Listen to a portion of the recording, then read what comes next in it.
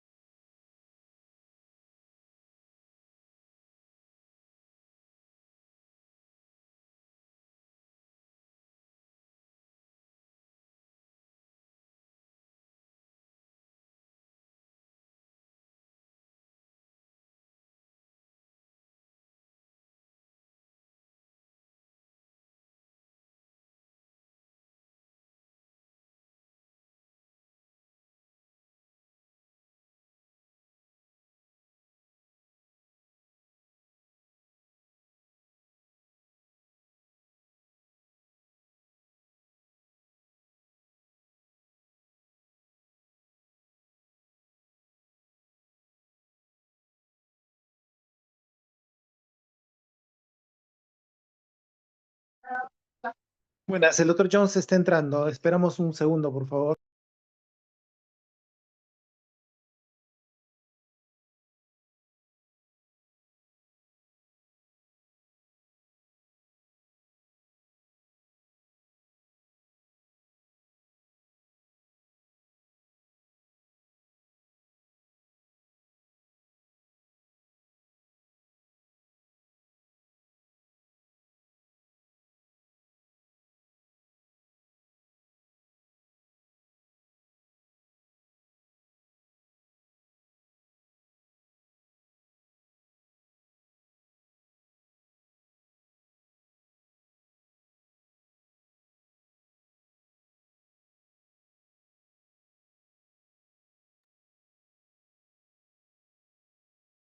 Buenas noches, doctor Delgado. Buenas noches, colegas. Buenas noches.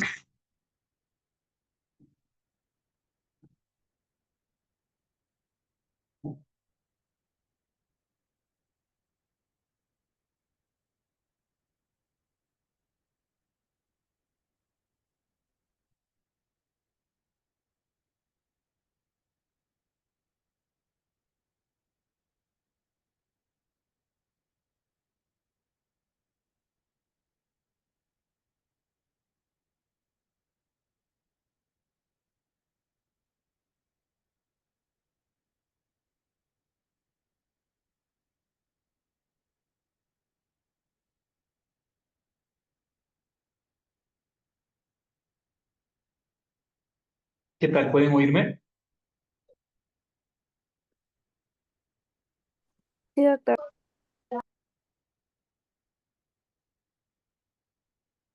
¿Se puede visualizar la pantalla? Sí se ve.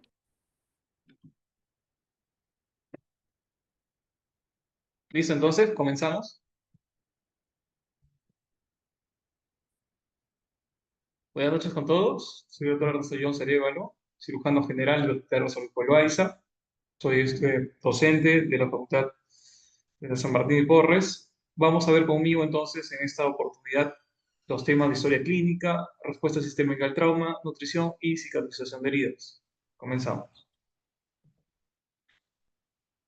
El índice, el mismo de los puntos ya citados.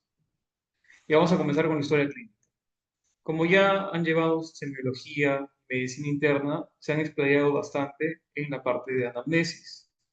Entonces, nosotros tenemos que hacer muchas veces hincapié entre los signos y síntomas principales por los que vino el paciente, sobre todo enfocado en la zona abdominal. Para ello vamos a realizar adecuadamente las preguntas, vamos a ver el relato completo de la enfermedad, señalando cada signo, características alrededor del signo, cada síntoma, las características alrededor de esos síntomas. Por ejemplo, en cirugía, nuestro principal síntoma, por ejemplo, es el dolor y sobre todo el dolor abdominal. Aquí nosotros vamos a tener en cuenta qué tipo de dolor es cuando apareció. Si es un dolor agudo, si es un dolor crónico, si es un dolor súbito, ¿ok? O uno que ha venido aumentando de intensidad con el tiempo. La localización también es bastante importante porque nos va a orientar al tipo de órgano implicado. A ver si este dolor se irradia, por ejemplo, en la apendicitis o más que todo en la colecistitis o cólicos biliares. Nosotros tenemos un dolor que inicia en hipocondrio derecho, cuadrante superior derecho, y se irradia hacia la zona subescapular del mismo lado. ¿Qué otras características acompañan? El tipo de dolor, si es urente, si es tipo cólico, opresivo, la intensidad, que puede ser evaluada desde 0 hasta el 10, 0 nada de dolor, 1 un dolor leve, 10 hasta el dolor más intenso. Y algunas características también de qué es lo que aumenta el dolor o hace que aparezca, qué es lo que disminuye. Por ejemplo, los pacientes que comen comidas grasas o copiosas suelen tener cólicos biliares, si es que tienen piedras en la vesícula, con mayor frecuencia. Acá hay una mnemotecnia que muchas veces se utiliza o lo utilizan varios de los estudiantes, Alicia, ¿no? Que son las siglas de la aparición, localización, radiación, características, intensidad y atenuantes. Los antecedentes patológicos personales y familiares son bastante importantes, los quirúrgicos más, y no olvidemos los alérgicos. Aquí, por ejemplo, tenemos que preguntar siempre a los pacientes, cuando hacemos la anamnesis, si tienen una patología de base o si también han sido operados anteriormente.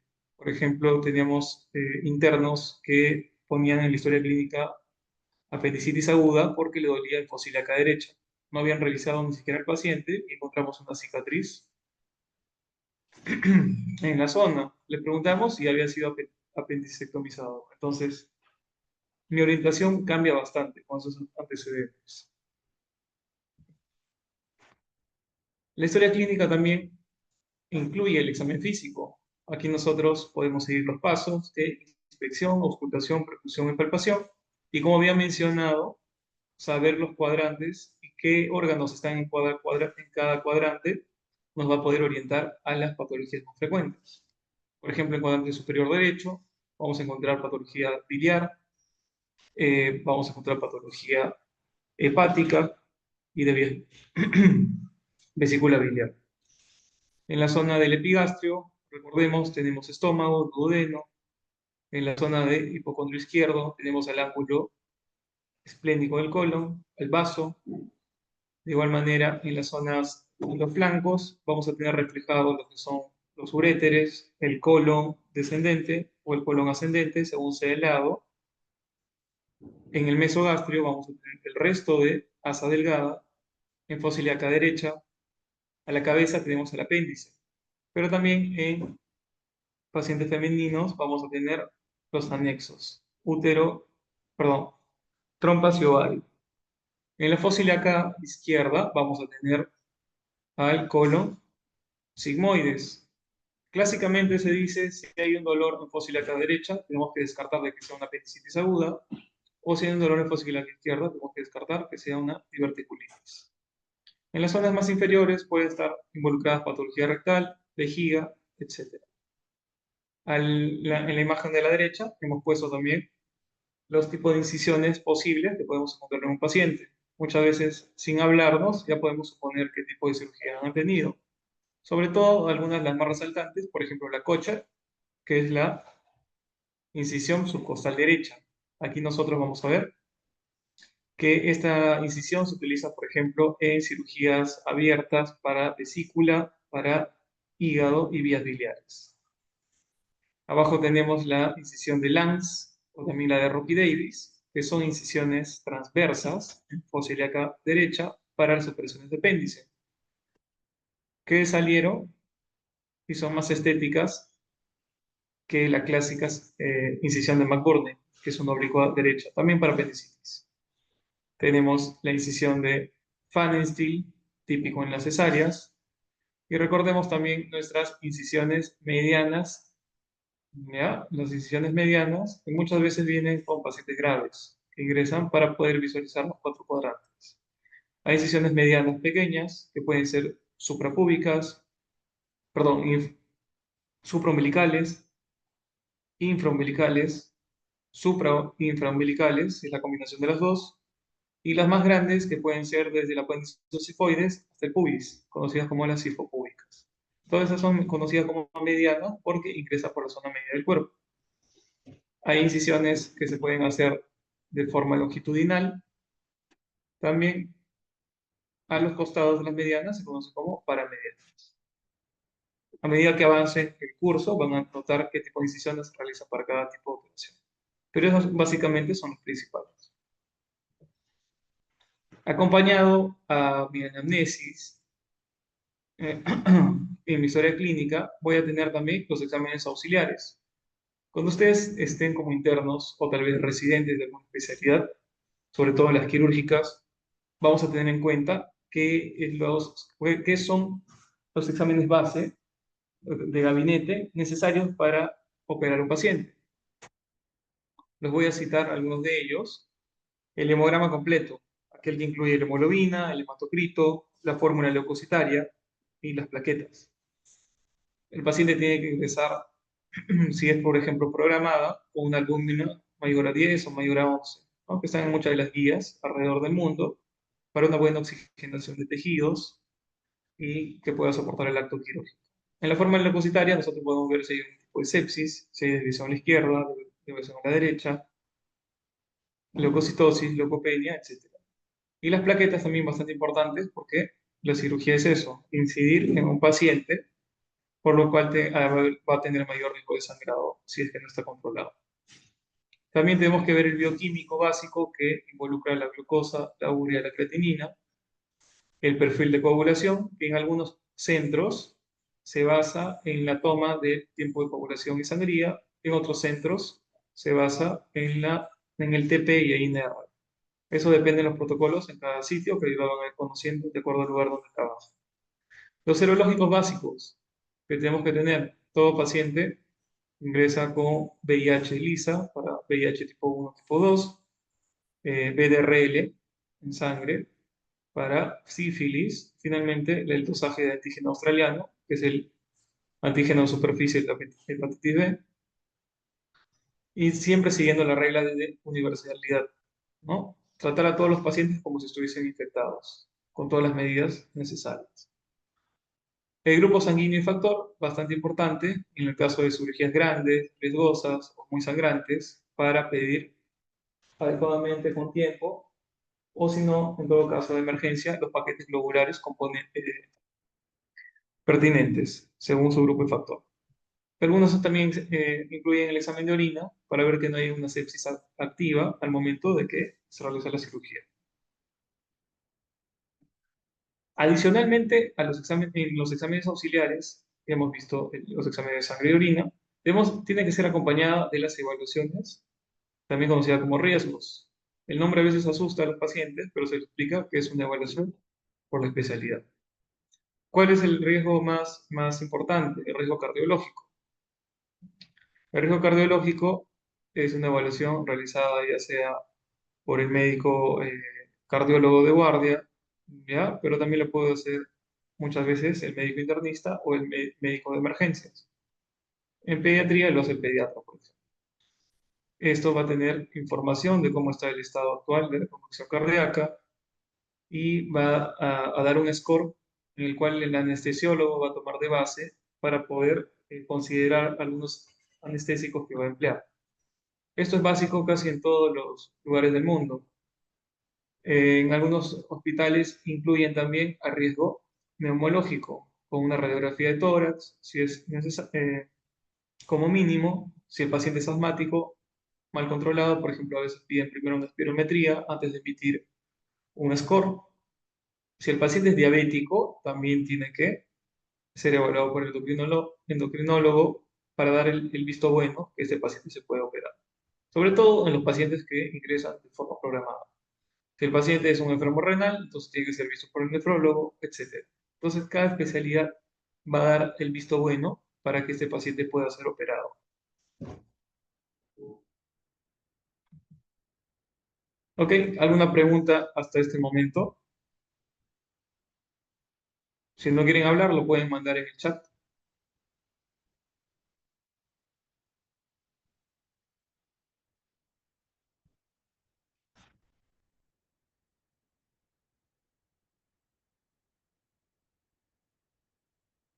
¿Ok? Vamos a continuar entonces con la respuesta sistémica al trauma. En este punto, nosotros tenemos que hacer este hincapié que no todo golpe, pequeña inflamación en el cuerpo genera una respuesta sistémica, sino que tienen que ser eh, muchas veces afectación de varios órganos. Por ejemplo, los pacientes que sufren caídas de grandes alturas, presentan accidentes de tráfico, ¿ok? Estos pacientes pueden tener muchos de los sistemas afectados: tórax, una zona pélvica, abdomen, traumatismo craneoencefálico, fracturas muy sangrantes como fémur, pelvis, etc. Entonces, cada uno de ellos puede aportar y sumar mayor riesgo de mortalidad. Entonces, estos pacientes que tienen varios sistemas afectados desarrollan una respuesta sistémica al trauma. ¿Ok? ¿Qué es entonces el trauma? Toda noxa que involucre mecanismos físicos y que lesionan al paciente. Un gran quemado también se considera como traumatismo. ¿Ok? Entonces, en estos pacientes vamos a ver dos fases. Lo describe muy bien en varios libros, por ejemplo, en Schwartz. Tenemos dos fases, una que se llama el ebb phase y el flow phase. El ebb phase es una fase de shock, en el cual el metabolismo se va a encontrar bastante bajo, disminuido, mientras que el flow phase va a empezar a aumentar el metabolismo hasta llegar a una fase de recuperación, que es la fase anabólica, que puede durar varias semanas.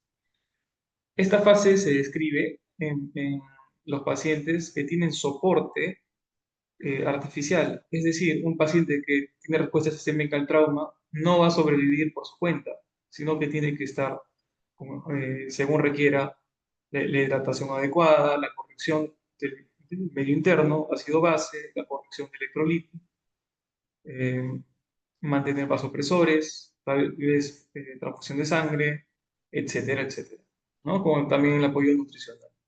Entonces, estos pacientes atraviesan estas dos fases. Vamos a ver algunas de sus características.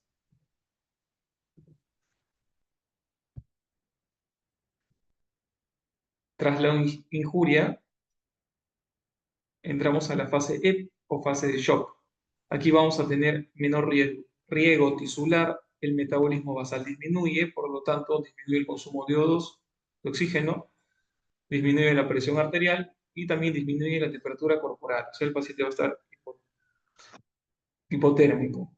Aquí nosotros tenemos que corregir, por ejemplo, hidratación, tenemos que ver si va a requerir vasopresores, si va a requerir transfusión sanguínea y mantener al paciente correctamente tapado para evitar la hipotermia.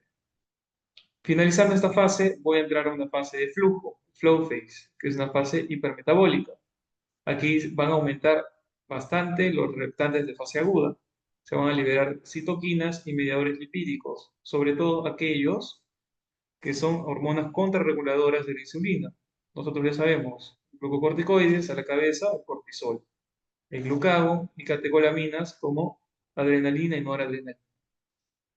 Todas ellas son hormonas del tipo catabólico. Entonces van a romper diferentes macromoléculas del cuerpo para ser utilizadas como combustible. ¿Ok? Aquí va a aumentar la excreción del nitrógeno, va a aumentar el metabolismo y va a aumentar el consumo de O2. Entonces, de forma artificial, al paciente tenemos que darle el soporte nutricional adecuado para que pueda sobrellevar esta fase. Luego de pasado estas dos fases y si se controló adecuadamente este incendio, que es la respuesta sistémica, entra a una fase de recuperación o una fase adaptativa. Aquí la respuesta hormonal va a ser mínima, va a disminuir el catabolismo, o sea, vamos a entrar a anabolismo y se van a dar la cicatrización y mejora de todos los sistemas. Pero, como repito, no lo hace por cuenta del paciente, sino que tiene que estar muchas veces en una unidad de cuidados críticos. Aquí también tengo, quiero agregar el CIRS como para recordarles que es el CIRS. El CIRS es un síndrome de respuesta inflamatoria sistémica, el cual puede ser reconocido clásicamente por 4 criterios. Temperatura, ya sea si el paciente está hipotérmico o con fiebre, 38,3 grados centígrados, se considera un criterio. Si la respuesta respiratoria o la frecuencia respiratoria es mayor de 22 en un minuto, es otro criterio. Si la frecuencia cardíaca es mayor de 90, es otro criterio. O si tenemos leucopenia o leucocitosis, también es otro criterio. Dos de ellos me dicen que tengo una respuesta sistémica a alguna noxa, ya sea un trauma, ya sea una infección, quemaduras, etc.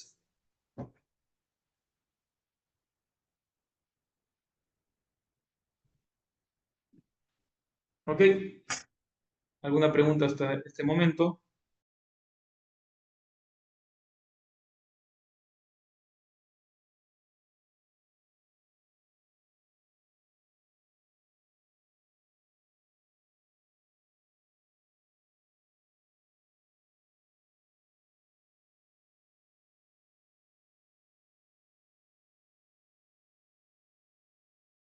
Bien, continuamos.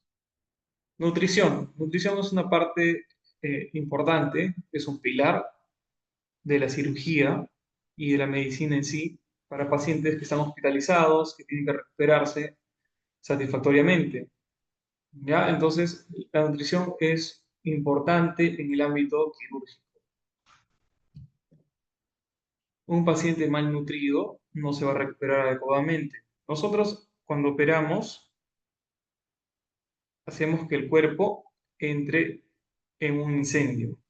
Es decir, es una noxa ante el cuerpo, porque va a liberar mediadores inflamatorios, proinflamatorios, que finalmente van a tener que disminuir para que el cuerpo pueda cicatrizar adecuadamente. Entonces, si un paciente no tiene los sustratos adecuados para llevar cada una de estas fases, pues no se va a lograr la recuperación completa. Las heridas no van a cerrar, van a estar separadas. Las anastomosis entre intestinos, por ejemplo, se pueden abrir, no va a haber adecuada unión, pueden formarse fístulas, etc.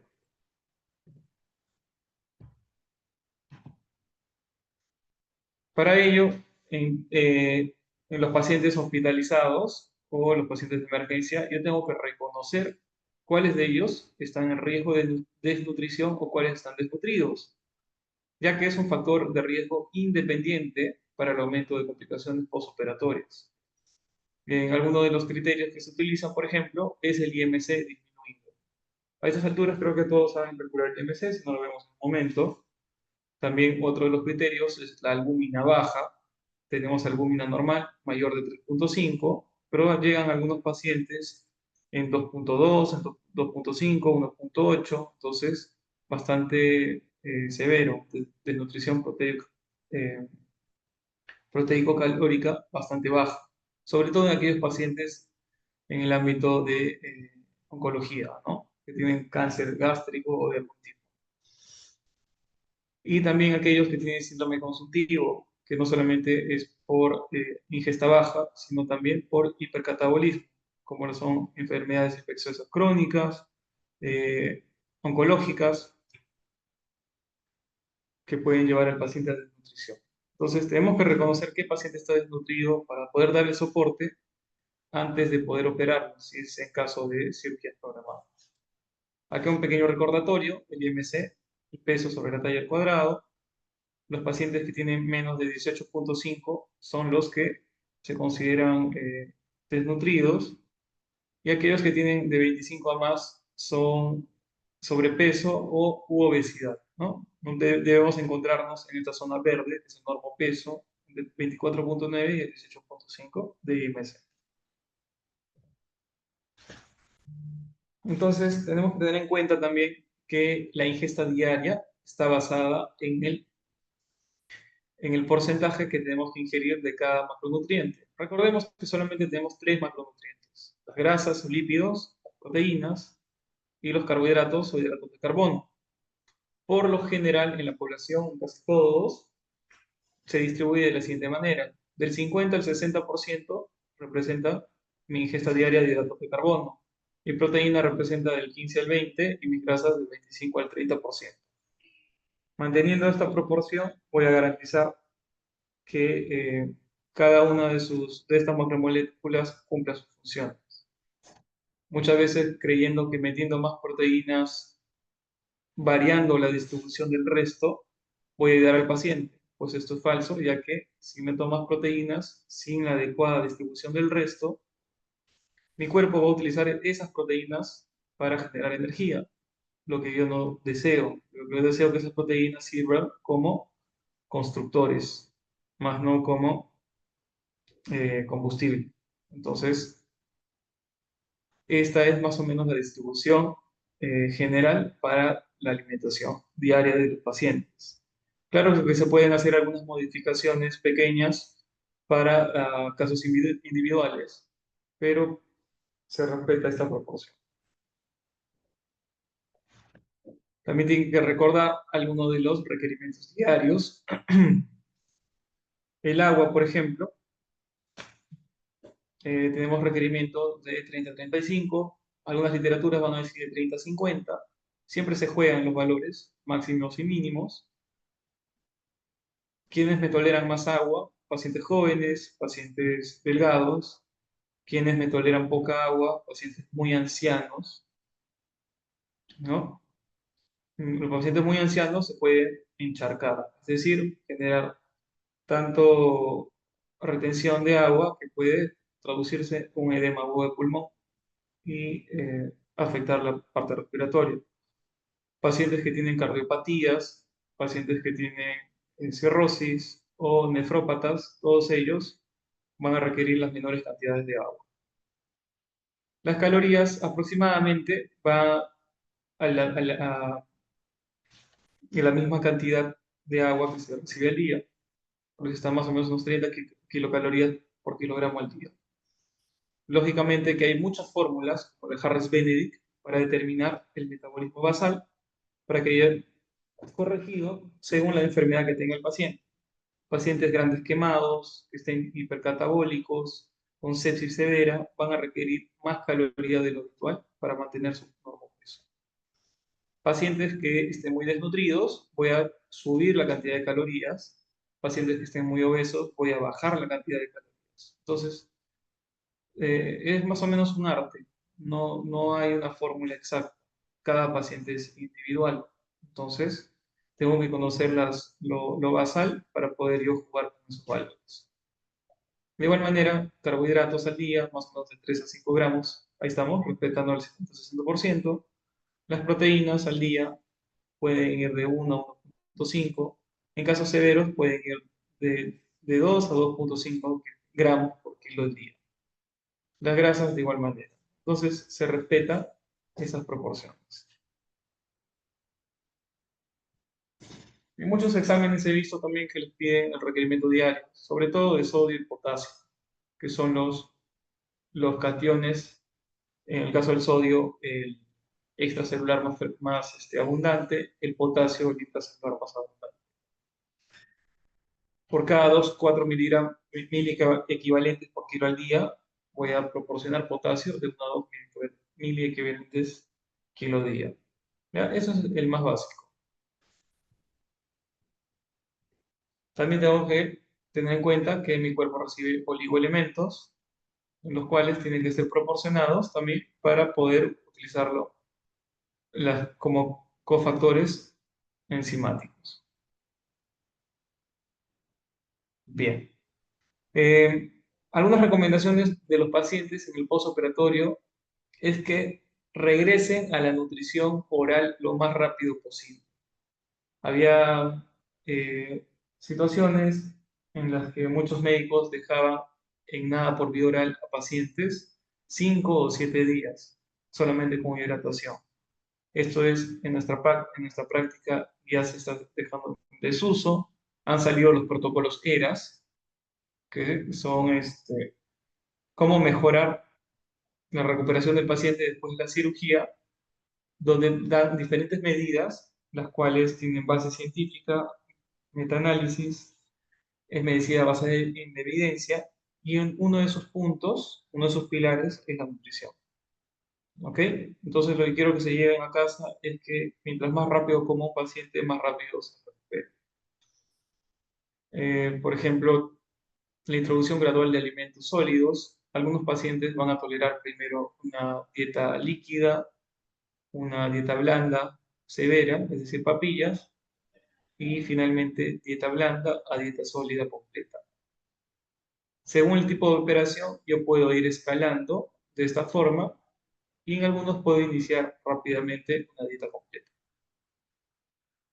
Tener en cuenta también si esos pacientes requieren suplementos de acuerdo a los déficits nutricionales que puedan tener. ¿Ok? Cuando estén llevando el curso, les invito a que revisen el protocolo ERAS para que tengan en cuenta todos los cambios en cirugía que se han realizado en los últimos 20 años, los cuales difieren mucho con las prácticas anteriores.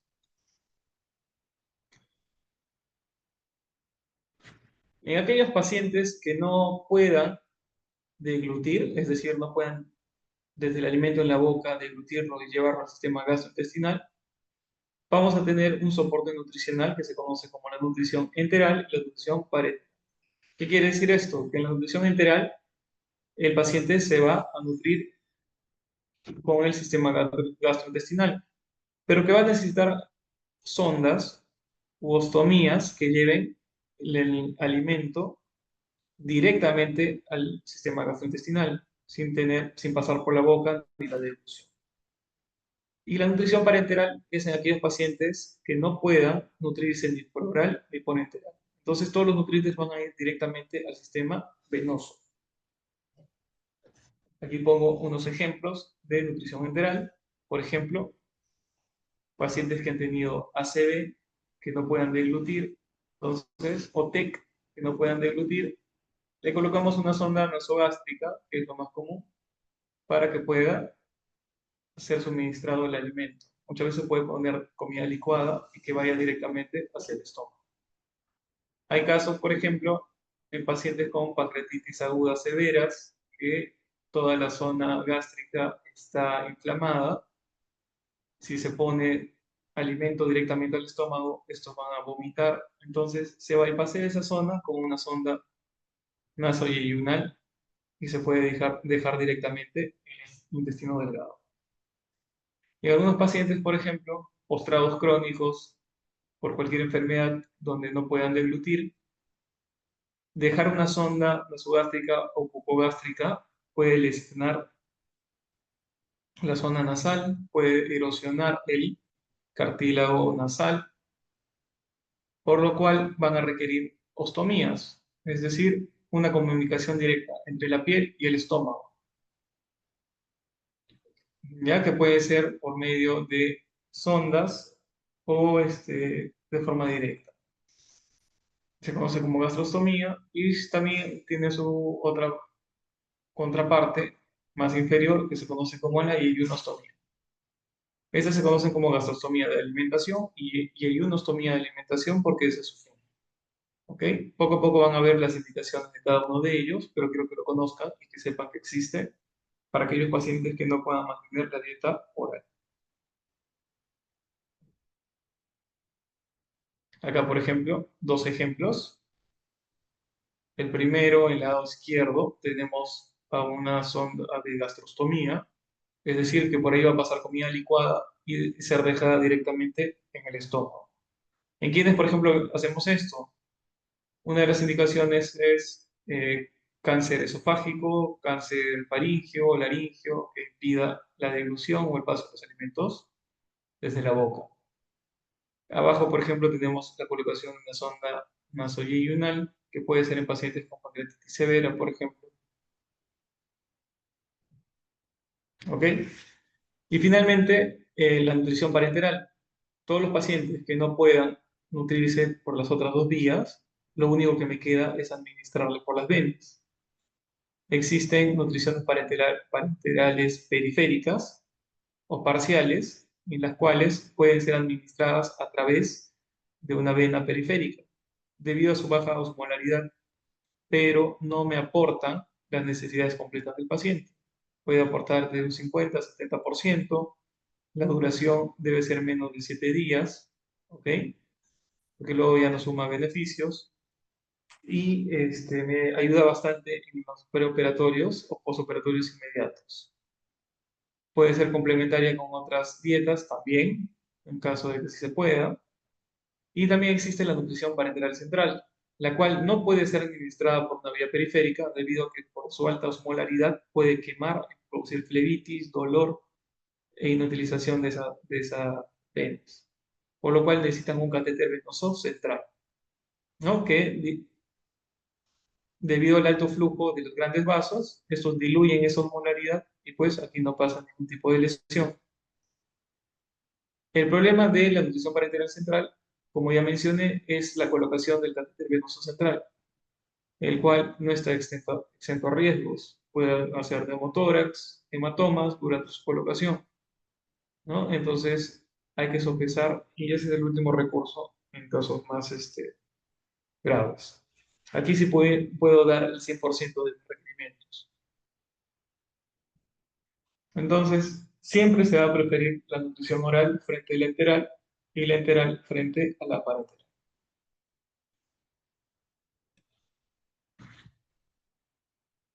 ¿Alguna pregunta hasta aquí?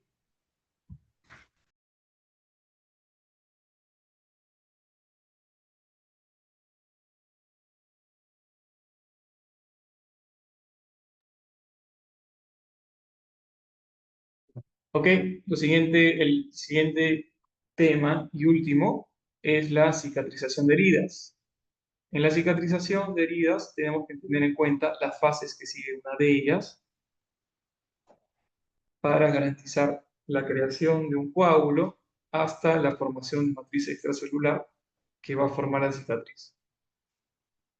Estas imágenes son tomadas en la UpToDate, ¿no? Sacadas de una revista de ciencias de 2014 y resumen bastante bien las diferentes etapas.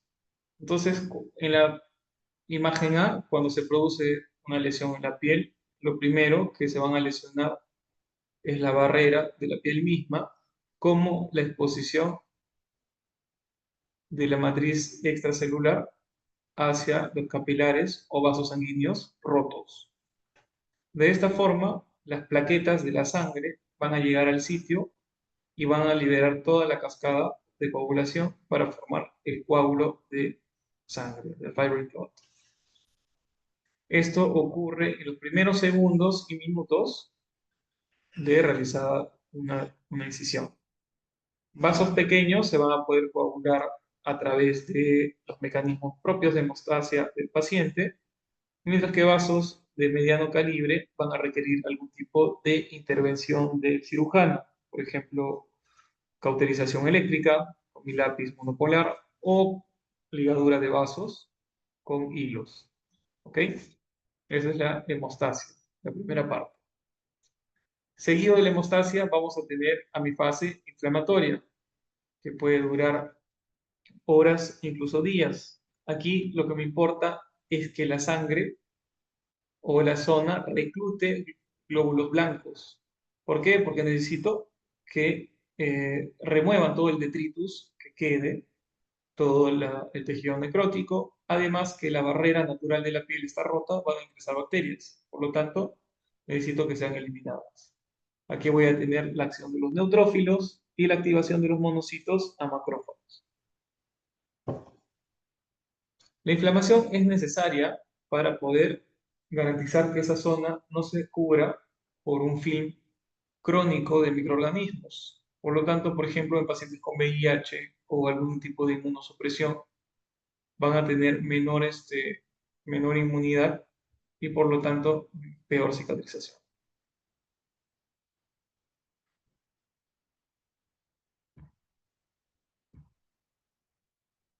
La fase proliferativa, que puede durar varios días a semanas. Aquí ya voy a tener una escara que va a cubrir la zona epitelial.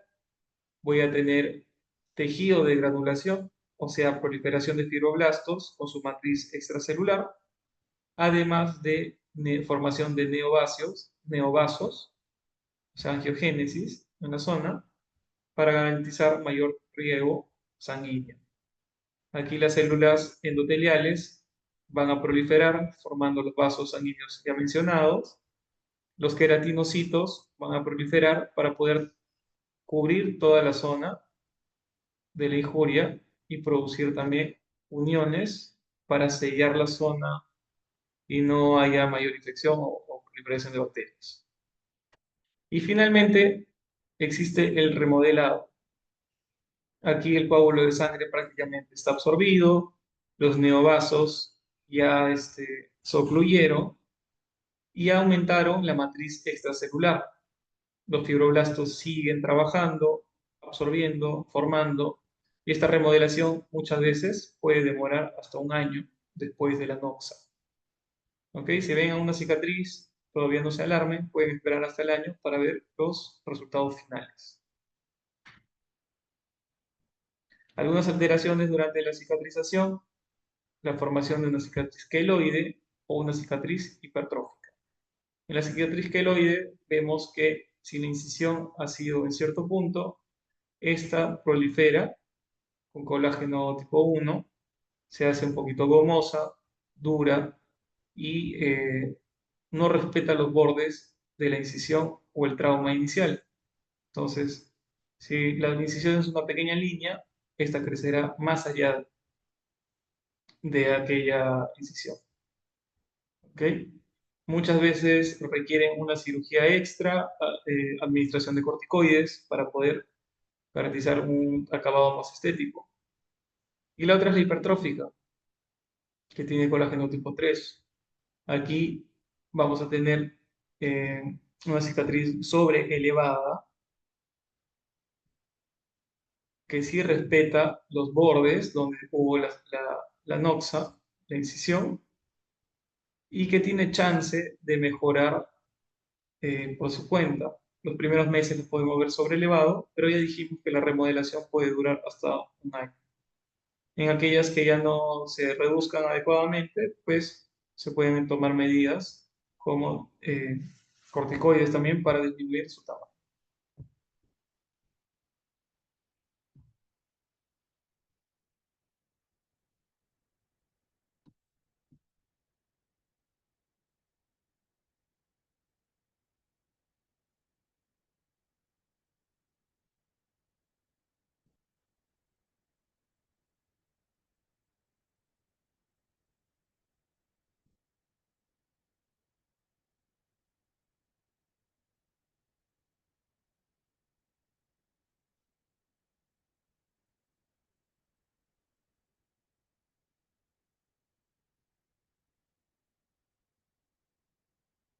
Bien, terminamos entonces. Uno de sus compañeros preguntó dónde podría utilizar una nutrición parenteral central. Por ejemplo, un paciente que tenga cáncer de estómago y yo necesito nutrirlo pronto para poder retirar ese tumor. Imagínense que ese tumor está ocluyendo, produciendo un síndrome pilórico, es decir, que nada que lo que coma y que le ponga sonda me va a poder garantizar que esto llegue al sistema gastrointestinal y que pueda ser absorbido. Entonces, en estos casos, por ejemplo, ellos necesitan nutrición parenteral total. Otros pacientes con síndrome de intestino corto, es decir, yo les doy algo por vía oral o les doy algo por vía enteral. Como tienen intestino corto, casi a los minutos o a la media hora, todo su contenido va a salir a través del ostoma que estén teniendo. Por ejemplo, hay ienostomías. Entonces, no se va a nutrir nunca. Al contrario, va a perder electrolitos, se va a deshidratar. Mientras va pasando el tiempo, yo le puedo ir dando nutrición parenteral central para poder operarlo en unas semanas. Esos son dos casos bastante frecuentes en los cuales yo puedo utilizar nutrición parenteral central.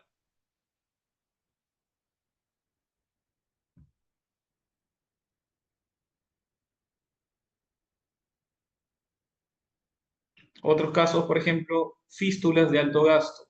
¿Qué quiere decir esto? Fístulas en las cuales tengan más de 500 mililitros de secreción al día.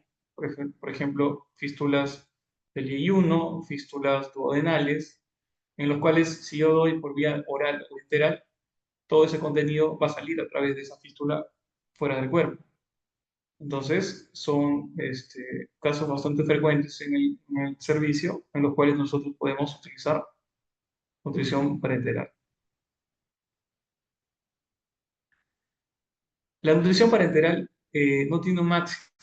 Hay muchos pacientes cuyos familiares han comprado nutrición parenteral para varios meses, pero la nutrición parenteral requiere que sea monitorizada porque es bombardear al hígado con macronutrientes debido a que no pasan por la absorción normal del intestino. Entonces se recomienda citar a los pacientes para que puedan hacer sus controles. Pacientes, por ejemplo, que utilizan nutrición parenteral central tienen más riesgo de desarrollar sepsis porque tienen un catéter puesto. Entonces, ese catéter, por ejemplo, se debe cambiar cada 10 días. Pero imagínense que estén pinchando el cuello, buscando la vena subclavia cada 10 días. Es bastante dificultoso. Entonces, en ese tiempo ya se busca una estrategia necesaria para cada situación en particular. Si tiene intestino corto, trato de unir nuevamente los cabos para quitar la longitud, ¿no? Aumentar la longitud. No tiene un máximo, pero sí requiere controles. Hay pacientes que desarrollan hepatitis debido al uso de nutrición parenteral. Cuando le toman sus controles cada 7 o 10 días, sus transaminasas están elevadas o la bilirrubina está elevada. En esos casos, por ejemplo, se puede suspender unos días y tratar de dar solamente hidratación con un poco de dextrosa.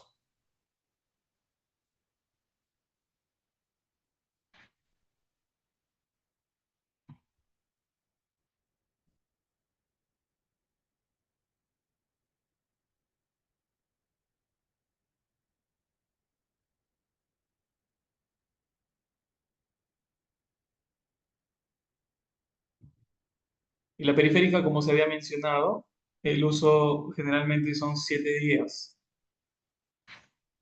Puede ser más, puede ser menos, no hay problema, pero muchas veces si no se logra el aporte nutricional en este tiempo, ya no funciona, entonces debe ser suspendido. La recomendación es 7 días para la periférica y no tiene un máximo para la parenteral.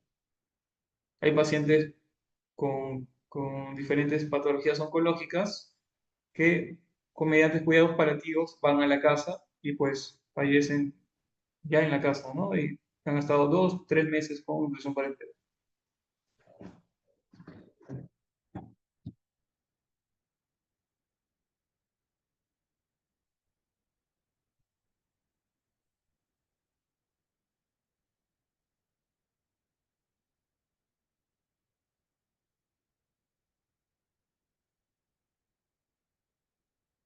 ¿Alguna pregunta más?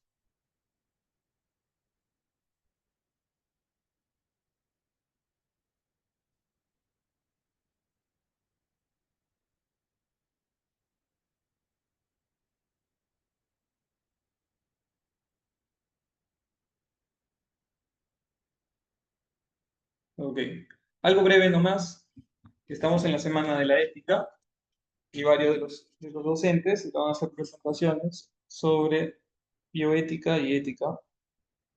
El día de hoy les voy a hacer un pequeño resumen sobre el consentimiento informado, ¿no? El consentimiento informado es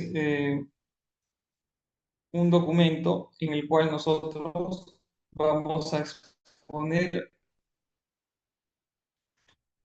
los riesgos de un procedimiento o un actuar médico, que lo tiene que saber el paciente, y el paciente tiene que ser consciente de los beneficios o maleficios, complicaciones que pudiera tener.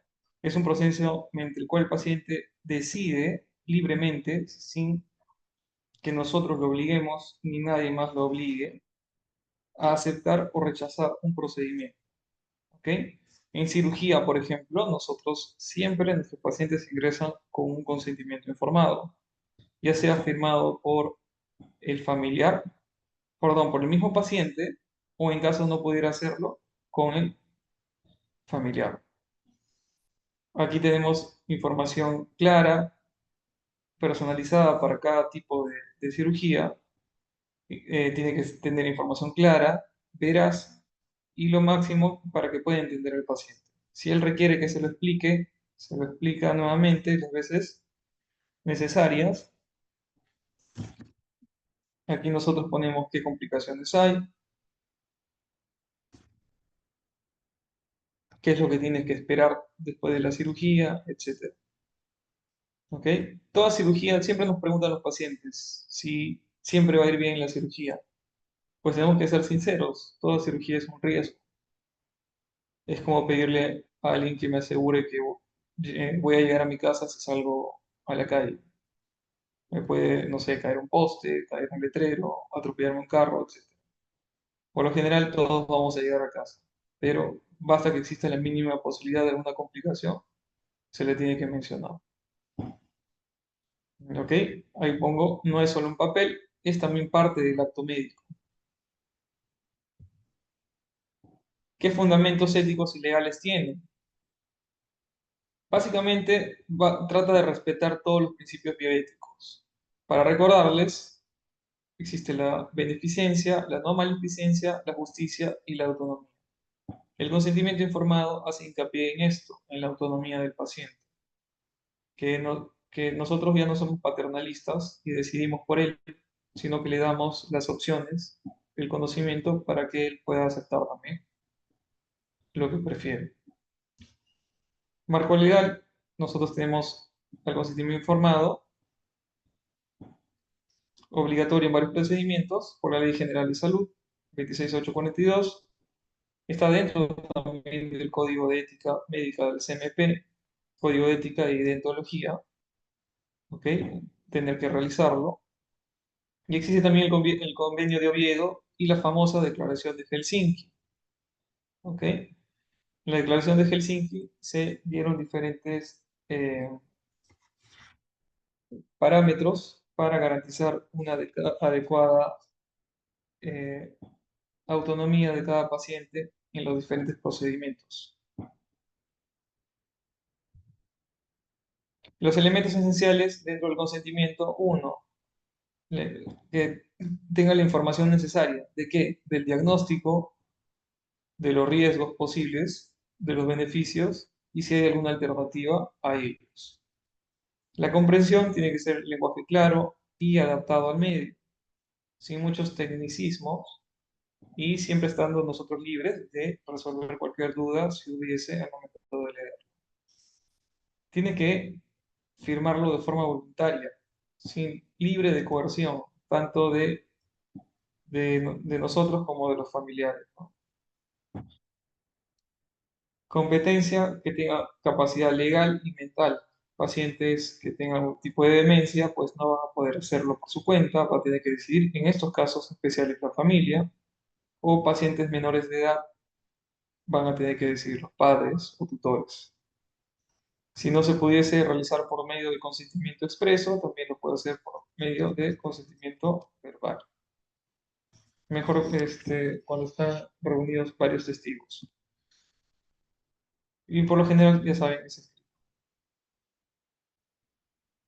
Aquí incluimos entonces los datos del paciente, el médico que está informando, yo también sé yo lo que estoy explicando al paciente, se describe qué procedimiento se realiza, ya mencioné los riesgos y complicaciones, si es que hubiese alternativas, ¿ok? Firma del paciente, el médico, de forma necesaria, y un testigo de forma complementaria. Y forma parte entonces también se anexa a la historia clínica. Ya mencioné los casos especiales, los menores de edad van a depender del consentimiento de los padres o tutores, los incapaces de hacerlo, tal vez pacientes postrados, cuadriplégicos, etcétera, van a tener un representante legal. En casos de emergencia, se podría hasta omitir debido a riesgo vital. En algunos casos hacemos hasta juntas médicas, donde solamente está el jefe de guardia y el anestesiólogo o cirujano implicado. Si hubiese alguna autoridad, también podríamos incluirla, pero siempre tenemos que preservar la vida del paciente. Y en la investigación, también en ciertos tipos de estudio, se pide un consentimiento informado.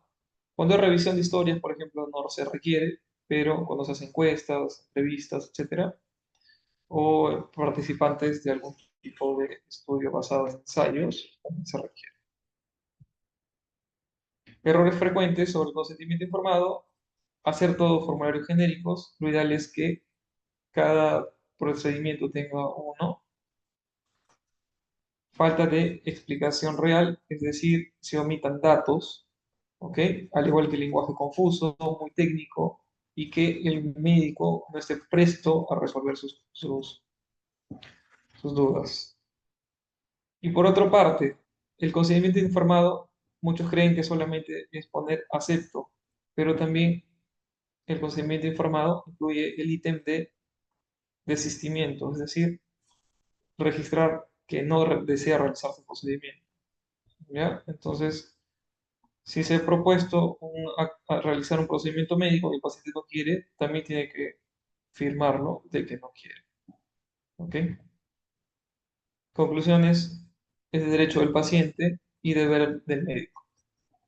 No es solamente un trámite, sino que también forma parte de la relación médico-paciente y es una herramienta de confianza. Los va a proteger a ambas partes, ¿ok? Y siempre con respeto y responsabilidad.